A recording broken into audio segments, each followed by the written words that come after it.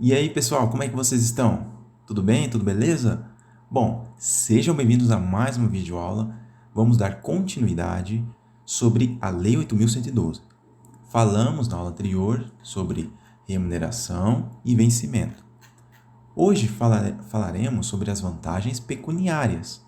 Bom, primeira coisa que você tem que saber, que nós temos três vantagens, tá? Três vantagens pecuniárias. São elas: indenizações, gratificações e os adicionais, tá? Bom, primeiro sobre indenizações. As indenizações se incorporam ao vencimento ou provento para qualquer efeito. Essa afirmativa está certa ou errada? Gente, isso aqui está errado, é falso, tá? O que você tem que saber aqui? Na sua prova, ele vai fazer essa pegadinha, tá? Ele vai cobrar fazendo uma pergunta, né? Se indenização se incorpora ou não. E ele vai tentar te confundir com gratificações e adicionais. Saiba que indenizações não se incorporam, tá? Essa é a regra. E como que você vai lembrar? Do NI. Esse NI aqui, ó, de não se incorporam, tá? Então, macete para sua prova, NI não se incorporam. Se tem NI, não se incorporam, tá? Não se incorporam, beleza? Agora, as gratificações e os adicionais incorporam-se ao vencimento ou provento nos casos e condições indicados em lei? Sim, se incorporam. Aqui eu não quero que você se preocupe em saber o porquê se incorporam.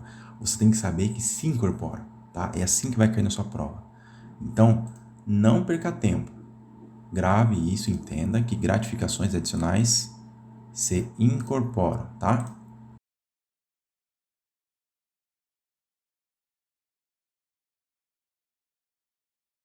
Continuando. Já vimos os tipos de vantagens, são essas três. Agora vamos tentar diferenciar elas, tá? Vamos diferenciá-las. Primeiro, ó, ajuda de custo, diária, transporte, auxílio moradia é indenização, gratificação ou adicional? Pensa comigo. Poxa, se você vai a viagem lá, você passou no concurso na UFMS e aí por algum motivo você tem que fazer uma viagem para palestrar ou fazer algum projeto no interior, tá? No município do interior. Bom, você vai ter um gasto, você vai ter que ter um gasto com transporte, às vezes você vai ter que ter uma ajuda de custo, vai ter que pagar uma diária. Poxa, se sair do seu bolso, você está pagando para trabalhar. Então, como é que você enxerga essas coisas aqui? Você tem que enxergar como um prejuízo. Se é um prejuízo, você deve ser indenizado. Então, isso aqui são indenizações. Tá certo? Bom, então você sempre vai falar na sua prova. Ajuda de custo diária, lembra de viagem, entendeu? Lembra de pagar para trabalhar. Foi prejudicado? Você tem que ter uma indenização. Beleza? Agora, constituem. Isso aqui é o quê? A indenização, gratificação adicional. Insalubridade, periculosidade, serviço extraordinário, noturno, férias. Como que você enxerga isso aqui? Isso aqui você enxerga como adicional, tá? Isso aqui é adicional. Como que você pode gravar na sua prova? Bom, você pensa lá comigo. Poxa, se o cara tá num ambiente de risco, onde ele está, é um ambiente que faz mal para a saúde dele, às vezes ele está em contato com muita fumaça, poeira. Pô, esse cara merece uma forcinha, né? Ele merece um incentivo a mais. E então ele merece um adicional, né? Pô, vamos dar uma chance para ele, né? Vamos dar algo a mais para ele. Então dá um adicional para ele, beleza? E aqui você não pode confundir serviço extraordinário com esse conjunto aqui de elementos, tá? Ele parece a princípio que é uma indenização, mas não é, tá? Então, o serviço é um adicional, beleza? como que você pode lembrar isso aqui? Isso aqui, indenização, sempre vai ser data. Então, na indenização, você lembra da data e lembra que você está pagando para trabalhar, beleza? Então, fechou. Bom, continuando. Então, por último, você vai ter a gratificação. Se você não lembrou de nada, lembra dessa frase, gratificação natalina. Olha que frase bonita.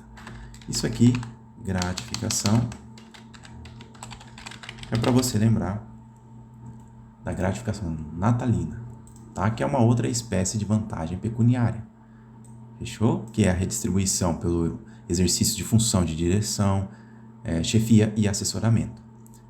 Aí tem a gratificação natalina e aquela gratificação de encargo em curso ou concurso, né? Por exemplo, você lá passou na UFMS e por algum motivo você vai participar de um curso, você vai ministrar uma aula, uma palestra, ou no concurso você vai estar atuando no apoio à realização do concurso, então você vai receber uma gratificação, beleza? Então lembrando, indenização é data e você paga para trabalhar. No adicional, é aquela forcinha, aquele apoio, tá? Numa situação onde tem insalubridade, periculosidade, você dá uma força para o funcionário, beleza? E no final a gratificação, lembra de gratificação natalina, beleza? Lembra do Natal. Bom, continuando aqui. Para compensar despesas de instalação do servidor, é fornecido ajuda de custo. É o que nós vimos, tá? Para compensar despesas extraordinárias em caráter eventual, como viagens e para outras regiões, é fornecido diárias, tá? Para compensar utilização de meio próprio de locomoção para a execução de serviços externos, é fornecida uma indenização de vantagem, de transporte, perdão. Então aqui é a indenização, o valor, né, referente a transporte. Portes, tá? Para compensar despesas comprovadamente realizadas pelo servidor com aluguel, é fornecido auxílio moradia. Como que você lembra disso aqui? Poxa, falou de aluguel, lembra de casa, né? E casa lembra moradia. Então, se falou em aluguel, é auxílio moradia. Poxa, você vai precisar realmente de um valor para pagar a sua conta de aluguel, se você foi transferido para uma outra região, se você está a serviço no exterior, enfim. E você está morando lá, né? Então você tem que ter uma ajuda com aluguel. Bom, diferente de despesa de instalação, tá? Então não confunda isso aqui, ó. Se falou em instalação, é uma ajudinha de custo, beleza? Aqui são diárias, tá? Porque são viagens, tá? Você lembra lá dessas viagens que muitas vezes o servidor tem que fazer, tá? E aí ele vai ter que, como ele vai ficar pouco tempo, ele não vai viver lá, né? Não vai ficar muitos dias. Então ele vai receber umas diárias, de dias, de uma viagem eventual. Até o próprio nome já diz aqui. Eventual. Beleza? E locomoção? Poxa, locomoção é transporte, é carro. Isso aqui você já sabe. Beleza? Por fim, mandato eletivo tem ajuda de custo? Mandato eletivo tem ajuda de custo? Não tem, tá? Se você vai participar de um mandato eletivo, você não vai ter ajuda de custo, beleza? Então, não tem essa forcinha, não. Bom, ao servidor ocupante de cargo efetivo investido em função de direção, chefia ou assessoramento, cargo de provimento em comissão ou de natureza especial, é devida retribuição pelo seu exercício. Se você vai trabalhar como diretor de um setor, tá? Você passou na UFMS, tá lá, felizão, aí você vai crescendo lá na carreira, ganhando experiência, e você recebe a oportunidade de dirigir uma equipe, tá? Num setor, num órgão. Bom, poxa, se você vai ter 2 trabalhos aqui, é claro que você tem que ter uma retribuição, beleza? Então, é verdadeiro. O servidor que fizer jus aos adicionais de insalubridade e de periculosidade poderá receber ambos. Aí não, né? Aí já quer demais. É assim que a lei pensa, né? Pô, a lei pensa que você não tem que ganhar os dois aqui não. Então, você vai receber ou este ou este, mas não ambos, beleza? Então, é ou aquele ou este, beleza? Bom, o servidor extraordinário será remunerado com um acréscimo de 50%. 50% em relação à hora normal de trabalho. Então, você lembra lá, se é extraordinário, é 50, tá? Agora, somente será permitido serviço extraordinário para atender a situações excepcionais e temporárias. Sim, respeitado o limite máximo de quantas horas por jornada? Aqui são 2 horas por jornada, tá? 2 horas por jornada. Agora, no serviço noturno, prestado em horário compreendido entre 22 horas de um dia e 5 horas do dia seguinte, terá o valor hora acrescido de quantos por cento? 25%. E aí você não confunda aqui esses dois aqui, ó. Tá? Não confunda. Se é noite, é 25. Vou até colocar em azul aqui para você não confunda, ó. É noite. Então é 25. Se é noite, é 25. Você lembra lá da balada, lembra? Tinham muitas baladas que eu não frequentava, é claro, né? Mas eu sempre escutava meus amigos falando que nas baladas, mulher pagava meia, tá? Então você lembra disso, balada é noturno, tá? E mulher paga meia nas baladas. Então, para você não confundir com esse, serviço noturno é meio, é 25%, a metade do serviço extraordinário aqui, beleza? Então, essa é a dica aí do Luca. Bom, independentemente de solicitação, será pago ao servidor, por ocasião das férias, um adicional correspondente a 1/3. 1/3 da remuneração do período de férias. Tá? O que eu quero que você grave aqui? 1/3. Tá? Grave este valor aqui. E a palavra-chave que você vai lembrar é férias. Depende de solicitação? Não. Independentemente da solicitação. Você tem esse direito aqui. Ficou meio feio aqui, né? Pronto. E falando sobre férias, o servidor fará jus a 30 dias de férias, que podem sim ser acumuladas até o máximo de 2 períodos, tá? No caso de necessidade do serviço, ressalvadas as hipóteses em que haja legislação específica.